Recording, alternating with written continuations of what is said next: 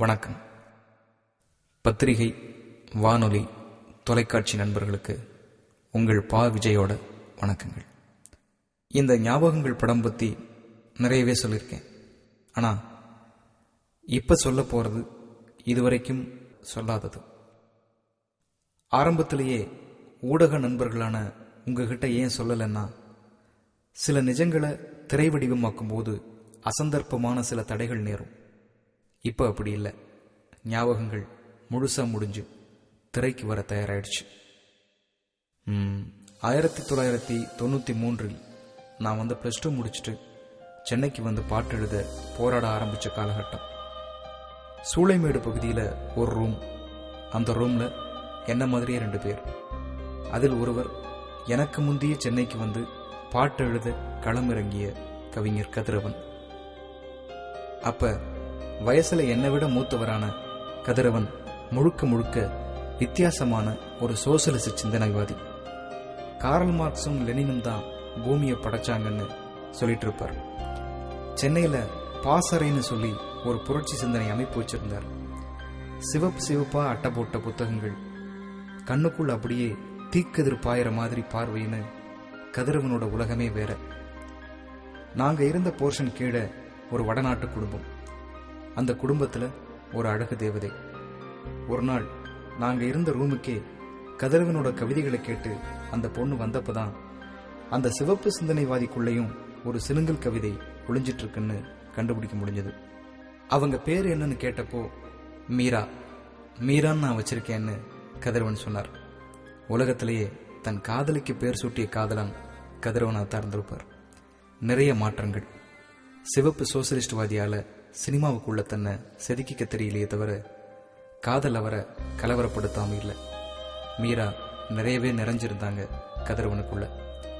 நான் எனக்கு கிடைச்ச பாட்டை பத்தி பேசுவேன். அவர் மீராவோட கடற்கரைக்கு போனதை பத்தி சொல்வார். மொட்டை மாடி கதிர் மீராவோட காதல் தேசமா இருந்துச்சு.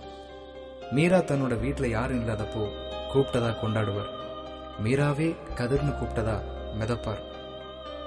திடீர்னு ஒரு தீவிரவாத அமைப்போட தொடர்பு வச்சிருந்ததா சொல்லி போலீஸ் கதிரை கைது செஞ்சு கூட்டிட்டு போனப்போ, நாம எதிர்பார்த்த மாதிரியே மீரா வடநாட்டு மாப்பிள்ளையை கல்யாணம் பண்ணிக்கிட்டு வெளியூருக்கு போய் செட்டில் ஆக வேண்டிய சூழ்நிலை.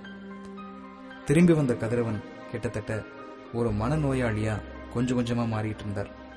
தனிமை, பிரிவு, விரக்தி, மதுப்பழக்கம்னு அந்த பகுத்தறிவுவாதி பாழாகிட்டு இருந்தார். ஆறுதல் சொல்ல முடியாத தூரத்துக்கு போயிட்ட கதிரவன் தன் சொந்த ஊருக்கே ஒரு நாள் திரும்பி போனார். சினிமா பிஸியில் இருந்த நான் 4 மாதங்கள் கழித்து ஒரு நண்பரோட கதிரவன் ஊருக்கு போய் பார்த்தேன். கதிர் இல்லை. ஊர்ல மட்டும் இல்லை, உலகத்திலே இல்லை. கனத்த இதயத்தோட சென்னைக்கு அவரோட உடைமைகளை ஊருக்கு அனுப்பும் போது ஒரு டைரி கிடைச்சது. அந்த டைரியில் அவர் எழுதின ஒரு கவிதை. சாகும்போது கூட ஒரு கொசு கைதட்டல் வாங்குகிறது, இருக்கும்போது மனிதா நீ. அத்தோட அந்த டைரியில சில கசங்கிய கடிதங்கள், 2 அழுக்கான போட்டோ. மீரா மேல இருந்த காதலை மறைக்க முடியாத கதிரவன் தனக்குன்னு ஒரு கனவை அந்த டைரியில எழுதி வச்சிருந்தார். அந்த கனவு என்னன்றதுதான் இந்த ஞாபகங்கள் திரைப்படம். இந்த படத்துல நிறைய காட்சிகள்ல கதிரவனை அப்படியே படமாக்கியிருக்கும். கதிர் எப்பவுமே ஒரு பென்சில் வச்சிருப்பார். பென்சில்ன்றது அவருக்கு ஒரு கேரக்டர். பேனாவால எழுத மாட்டார். ஏன்னு கேட்டா அதுக்கு ஒரு விளக்கம் சொல்லுவார். இந்தா புடி பார்க்கர் பென், இதுல எழுது, அப்பதான் மெஜஸ்டிக் லுக் வரும். இதால எழுதுனா வராதா? பென்சில் எழுதுனா வறும கோடு தான் வரும்னு இல்ல. ஓஹோ. என்ன ஓஹோ? நிலா ஆம்ஸ்ட்ராங் போகும்போது பேனா எடுத்துட்டு போல. அங்க கிராவிடேஷனல் ஃபோர்ஸ் இல்லையா, அதனால பேனா எழுதாது, பென்சில் தான் எடுத்துட்டு போனார். நம்ம எழுத்து ஆம்ஸ்ட்ராங் ரேஞ்சுக்கு உயரணும். கதிர் அது என்னமோ ரோமெட்ஸ்லயே எங்கிட்ட மட்டும்தான் சில உண்மைகளை மனம் விட்டு பேசுவார். மீராவோட கடற்கரைக்கு போனது, அங்க திடீர்னு சண்டை வந்தது, எல்லாத்தையுமே. சொல்றது கொஞ்சம் காது கொடுத்து கேள. என்ன கேட்கணும்? உன்னோட ஈகோ இது அதெல்லாம் நான் கேட்கணுமா? ஈகோ எல்லாம் ஒரு மண்ணும் கிடையாதுப்பா. பின்ன உன்னோட இன்ஃபீரியாரிட்டி காம்ப்ளெக்ஸ் பிச்சு தின்னு இருக்கும். உன் மனசு பூரா உன்னை பத்தி தாழ்வான அபிப்பிராயம். பாரு, கண்ணிலே தெரியுது. உன்னால என்ன பார்க்க முடியுதா? உத்து பார்த்துட்டா நீ செஞ்ச தப்பு எல்லாமே சரின்னு ஆயிடுமா? ஒண்ணும் கிடையாது. கதிர் ஒரு பெரியார் பிரியர். கடவுள் இருக்கலாம், ஆனா மனுஷனை ஏன் கடவுளா மதிக்கிறீங்க அப்படிம்பார். அங்க கோயில் வாசல் ஒருத்தர் பிச்சை எடுத்துட்டு இருக்காரு, அவரை பார்த்தா கூட தான் அடிகளார் மாதிரி இருக்கு. அவர்கிட்ட ஏன் போய் யாரும் ஆசீர்வாதம் மாட்டேங்கிறீங்க? ஏய், கோயில்ல வந்து நாத்தியம் பேசாத. நான் ஒன்றும் நாத்தியம் பேசல. அதான் குடும்பத்துக்கு குடும்பம் 108 சாமி இருக்கே. அந்த சாமியெல்லாம் காவ காக்கிறதுக்கு காத்தவராயன், பாவாடுறாயன், செங்கல் வராயன், பேச்சியம்மா, ஐயனார்னு சாதி வாரிய சாமியும் பிரிச்சு வச்சாச்சு. இது போதாதுன்னு ராகவேந்தர், தன்வந்திரி, கருடாழ்வாரு, நம்மாழ்வாரு, புலிப்பாணி சித்தர் வரைக்கும் வந்தாச்சு. அப்புறம் சனி பகவான்ல இருந்து ராகு, கேதுன்னு ஒவ்வொரு கிரகத்துக்கும் ஒரு சாமி, ஒரு கோயில், ஒரு பரிகாரம். இத்தனையும் போதாதுன்னு மனுஷனெல்லாம் எதுக்கு இப்ப கடவுளாக்குறீங்க? இப்படி ஒட்டுமொத்தமா 1.5 வருஷம் கதிரவனோட பழகினதுல நான் பதிவு செஞ்சு வச்சிருந்ததை ஒரு நாவலா எழுதலான்னு தான் முடிவு பண்ணி வச்சிருந்தேன். திடீர்னு அதை திரைப்படமாக்குவதற்கான முயற்சி நடுவுல முளைச்சது. நிஜங்களை இந்த படத்துல முழுசா பதிவாக்கியாச்சு. இந்த படத்துல நிறைய உண்மைகள் உறைஞ்சு கிடக்கு.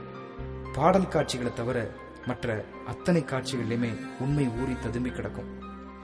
கதிர், மீரா இந்த 2 பேரோட ஜீவனுள்ள காதல் இந்த ஞாபகங்கள் படம் முழுக்க நிறைஞ்சு வழியும். இதுல கதை வசனம்னு பெருசா எழுதுறதுக்கு எதுவும் இல்லை. ஏன்னா வழிய 2 பேர் வாழ்ந்த வாழ்க்கை, திகட்ட 2 பேர் செஞ்ச காதல், கரைஞ்சு அழுத கண்ணீர், சிரிப்பு சத்தம் எல்லாத்தையுமே ஞாபகங்கள்ல பதிவு செஞ்சாச்சு. இந்த காதல்ல ஒரு புனிதம் இருந்துச்சு, சொல்ல முடியாத சுமக்க முடியாத ஒரு சோகம் இருந்துச்சு, இன்னும் என்னென்னமோ. எல்லாம் பண்ணி முடிச்சப்போ ஒரு சின்ன திருப்தி.